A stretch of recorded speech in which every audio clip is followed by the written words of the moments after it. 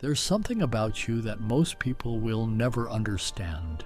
Not because you're strange, not because you're broken, but because you were built for a frequency that most of the world never tunes into. You've probably felt it your entire life. This quiet, persistent sense that you don't quite belong in the version of reality everyone else seems comfortable with. You sit in rooms full of people and still feel alone. You have conversations that go on for hours and still leave feeling unseen. And somewhere deep inside, beneath the noise of everyday life, there's a voice that keeps whispering, "This isn't everything. There's something more." Most people silence that voice. They call it anxiety. They call it overthinking. They medicate it, distract it, or bury it under routine. But you never fully could. And that inability to silence the signal, that is not your weakness. That is your design. But here's where it gets uncomfortable. Because the idea of being chosen, of being someone marked for a greater purpose, has been distorted into something dangerous. It's been turned into ego, into superiority, into a way for people to avoid growth by telling themselves they're already special. What the ancient wisdom actually described was something far harder, far less flattering. The ones called to deeper truth weren't chosen for comfort. They were chosen for transformation. A process so complete, so disorienting that most people who begin it beg to go back to who they were. What's coming for you isn't recognition. It isn't reward. It's a complete reconstruction of everything you thought you were. And the first sign it has already begun? You found this video not because of luck, but because something in you is ready to stop running from what you've always known. So stay with me, because what you're about to see cannot be unseen. The first thing you need to understand is that the path you're on has never been about achievement. From the outside, it might look like ambition. It might look like restlessness. Other people might see someone who can't stay still, can't stay satisfied, always searching for the next thing. But what's actually happening beneath that surface is something the oldest spiritual traditions understood with remarkable precision. The soul that has been awakened cannot pretend to sleep again. Imagine someone who grew up in a house where everyone followed the same rules, believed the same things, wanted the same life. And yet this one person, maybe you, kept asking questions no one else seemed to ask, not to be difficult, not to rebel, but because something inside refused to accept a shallow answer to a deep question. That pattern begins early, and it isolates you in ways that take years to fully understand. You've probably felt this before without knowing why. The loneliness that doesn't come from being alone, but from being surrounded by people who are living on the surface of life while you're drowning in its depths. That's not arrogance. That's the specific ache of someone whose consciousness has been stretched beyond the container their environment gave them. And here's the first revelation. That sensitivity, the one that made you too emotional, too intense, too much, was never a flaw to be corrected. It was a receiver, tuned to frequencies most people have long since stopped listening for. The timeless teachings warned that the one who feels everything deeply will suffer greatly, but will also see clearly what others cannot. That suffering and that sight are not separate experiences. They are the same instrument, played in two different keys. But something even stranger happens next, because that heightened sensitivity doesn't just make you feel more. It makes you see more. Patterns in people, contradictions in systems, the gap between what someone says and what they actually mean. You walk into a room and read the emotional temperature before a single word is spoken. You sense tension others haven't named yet.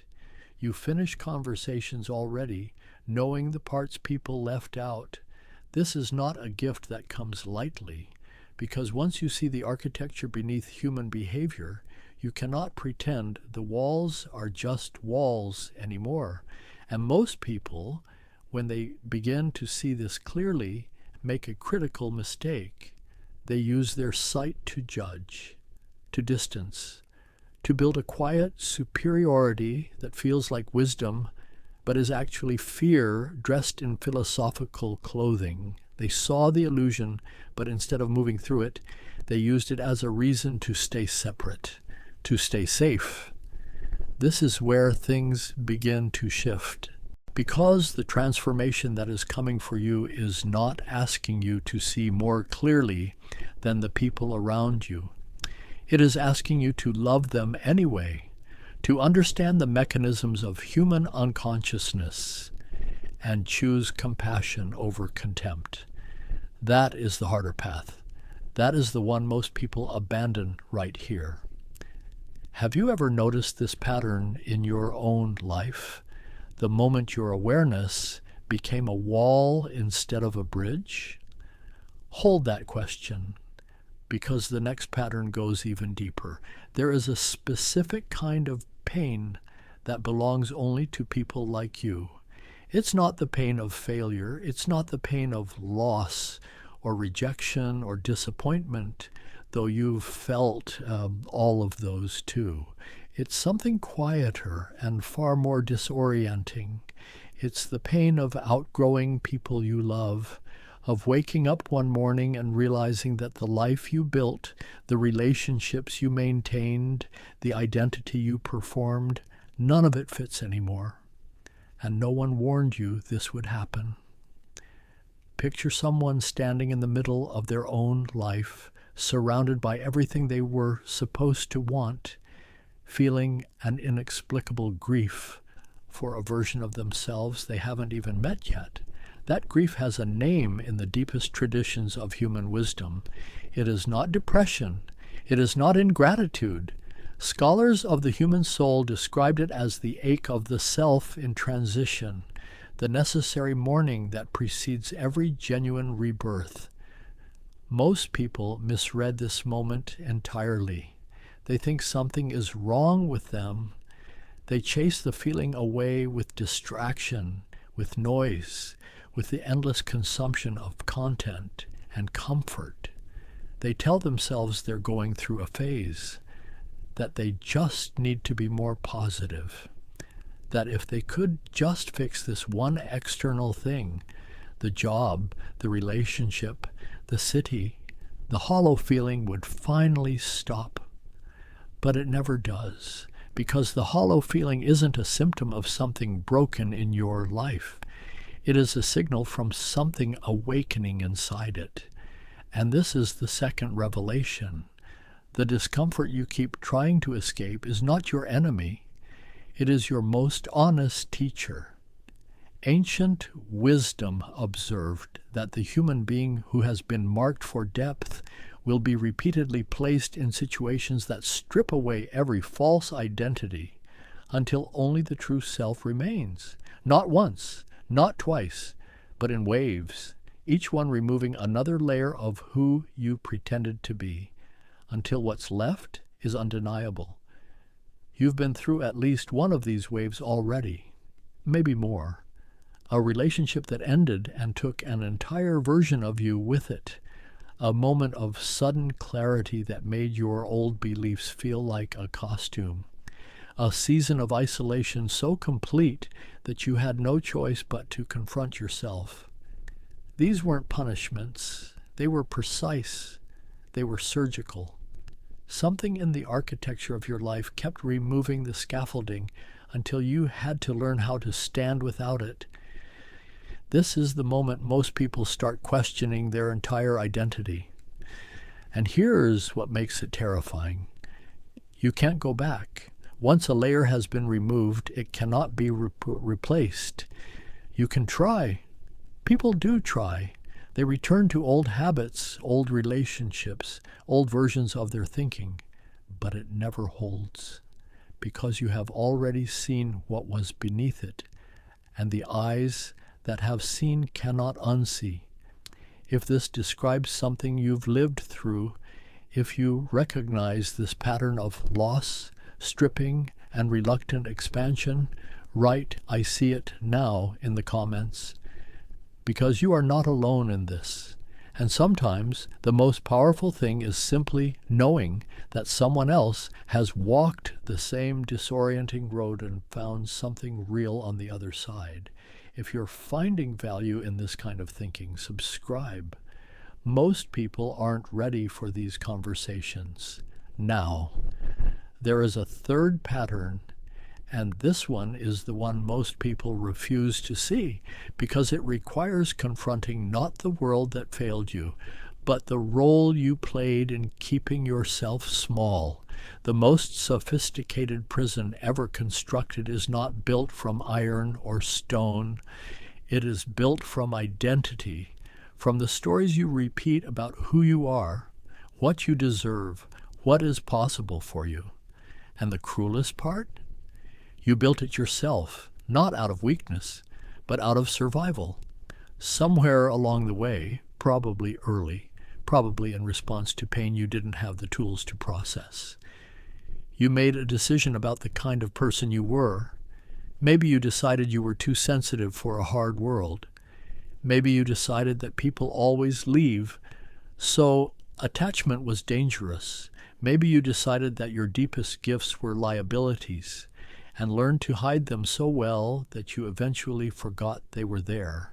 Timeless teachings warned of this with striking clarity, that the greatest veil over human consciousness is not ignorance.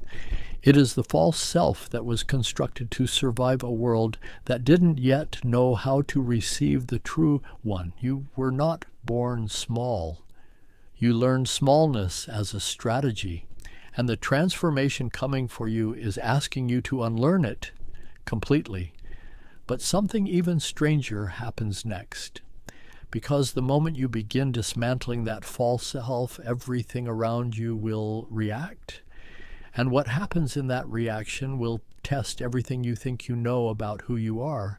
When you begin to change, really change, not the surface level kind that looks good on a vision board, the world around you will not celebrate it.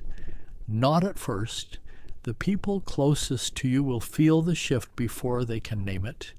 And because human beings are wired to maintain the familiar, they will, without even realizing it, begin applying pressure, subtle pressure, the kind that doesn't look like resistance but feels exactly like it. A comment about how you've become distant. A joke about how seriously you take things now. A conversation that keeps pulling you back into an old dynamic you thought you'd outgrown. This is not malice. Understand that clearly. The people who love you are not trying to hold you back. They are trying to hold on to the version of you they built their world around. And when that version begins to dissolve, it threatens the stability of everything they thought they understood. But here's the fourth revelation, and this one lands differently depending on how honest you're willing to be with yourself. Some of the resistance you'll face isn't coming from other people. It's coming from you, because part of you, the part that survived on smallness, on managing expectations, on staying just invisible enough to avoid being truly seen, that part doesn't want this transformation.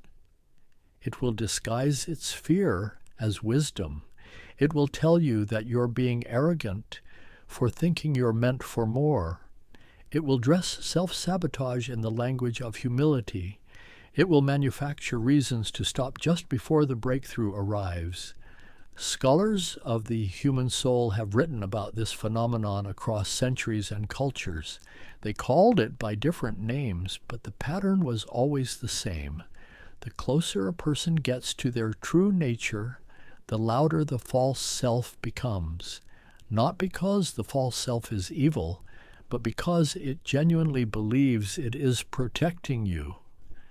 Picture someone standing at the edge of a door they've been trying to open their entire life, and just as it begins to move, just as the light starts coming through, they step back, not because they don't want what's on the other side, but because everything they've ever known is behind them, and the unfamiliar feels more dangerous than the comfortable pain they've already learned to carry.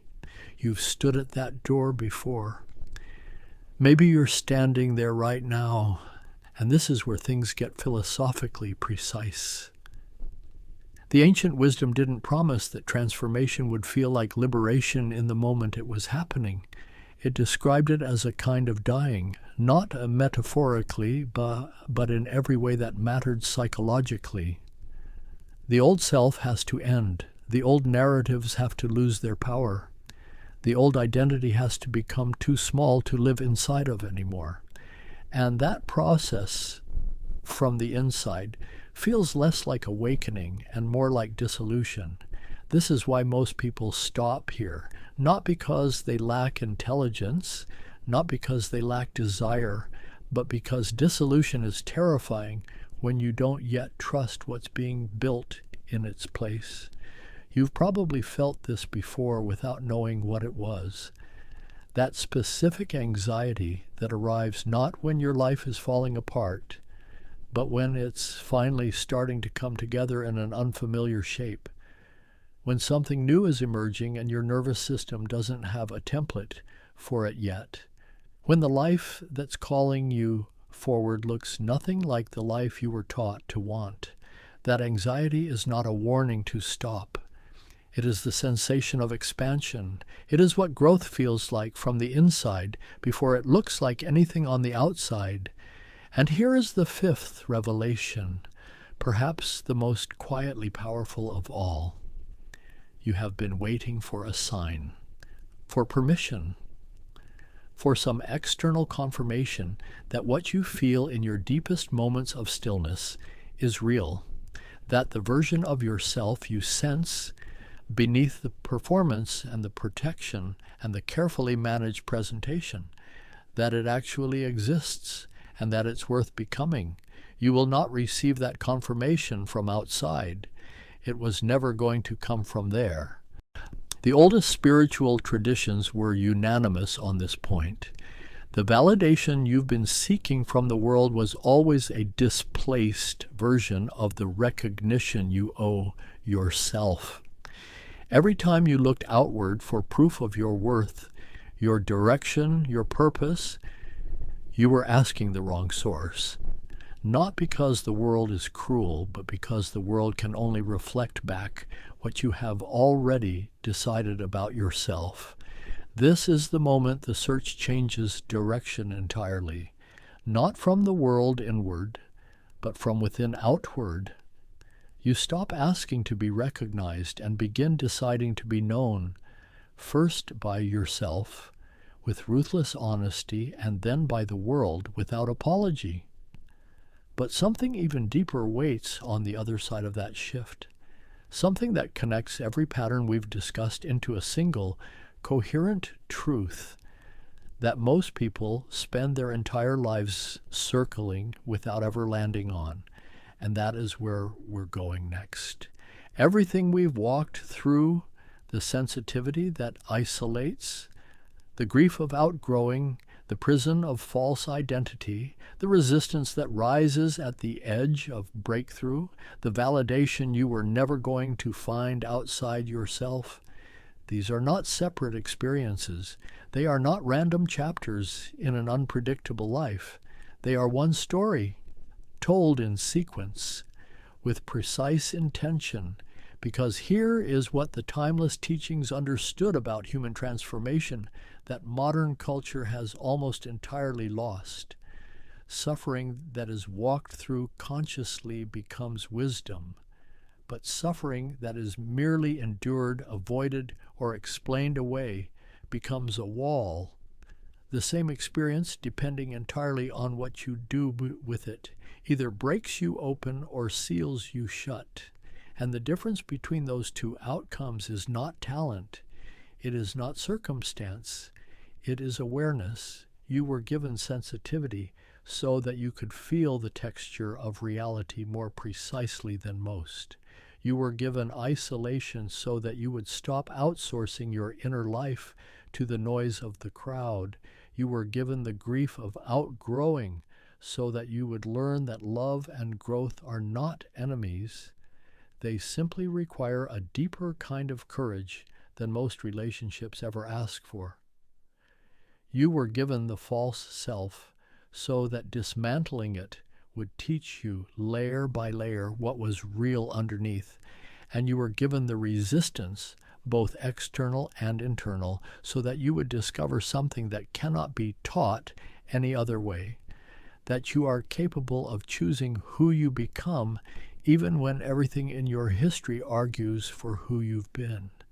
This is where most people never arrive, not because they weren't capable, but because the journey demanded something they weren't yet willing to give, the complete surrender of an identity that no longer served them in exchange for one they couldn't yet see. Ancient wisdom observed that the human soul, when it is genuinely ready, does not gradually improve. It transforms suddenly and completely, the way a seed does not slowly become a tree. It ruptures. It breaks its own boundary. It reaches for light not because it was told to, but because that is the only direction left that makes sense.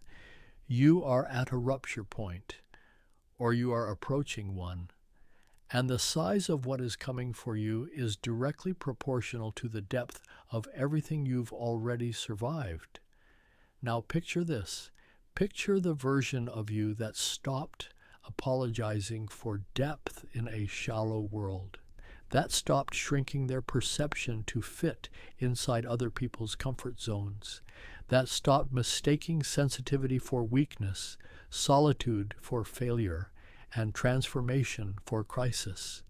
Picture someone who woke up one morning and realized, not as a concept, but as a lived reality, that everything they had been searching for was never somewhere else. It was always the next layer of themselves waiting to be excavated. That person moves differently, not with arrogance. Arrogance is just insecurity wearing confidence as a costume, but with a quiet, settled authority that comes from having been broken down completely and choosing deliberately what to rebuild. You stop reacting to the world and begin observing it. You stop performing for rooms that were never meant to understand you and begin speaking only what is true. You stop chasing belonging in places that require you to be less and begin creating spaces where depth is not a liability, but the entire point. You stop asking if you are enough, because that question only makes sense when you are looking for the answer in someone else's eyes, and you have finally, permanently stopped looking there. The relationships in your life begin to reorganize themselves around your realness rather than your performance. Some people will leave, and you will grieve them, and that grief will be honest, and you will survive it. New ones will arrive who meet you at the level you've grown into. Conversations will change. The things that used to drain you will lose their grip. The things that once felt impossible will begin to feel inevitable. This is not a fantasy. This is the documented, observed ancient pattern of what happens when a human being stops resisting their own transformation and begins cooperating with it. And here is the deepest truth of everything we've covered today. You were never chosen because you were special in the way the ego wants to be special, elevated above, exempt from, better than. You were chosen in the way that every soul is chosen when it reaches the threshold of its own potential and is asked a single silent question. Are you willing? Willing to feel everything and not be destroyed by it. Willing to see clearly and still choose love. willing to lose the version of yourself that kept you safe in order to become the version that makes you whole, willing to stop waiting for the world to confirm what you have always, on some level, already known. The transformation coming for you is not an event. It is not a moment of sudden clarity that arrives like lightning and rearranges everything in an instant. It is a direction, a daily, deliberate, sometimes exhausting and occasionally breathtaking decision to keep moving toward your own depth instead of away from it. It will cost you. Real transformation always does. It will cost you comfort and familiarity and the approval of people who preferred the version of you that was easier to contain. But what it gives you in return cannot be purchased any other way. It gives you yourself, fully, finally, without the performance, without the apology, without the quiet background hum of a life being lived at half its actual voltage. The oldest teachings left humanity with a question that has never lost its power, not a comforting answer, not a promise of ease, just a question handed down across centuries that every person who stands at this threshold must eventually answer for themselves. You have felt the call your entire life. You have survived everything that was designed to either reveal you or destroy you. You have arrived here in this moment, which is not an accident. So the real question isn't whether this transformation is real. The real question is this. Now that you can see it clearly, now that you understand what it requires and what it returns, now that the door is open and the light is coming through, are you willing to walk through it? Not tomorrow. Not when conditions are better, not when you feel more ready, more certain, more protected from the possibility of loss. Now, because the version of you waiting on the other side of that choice has been waiting long enough.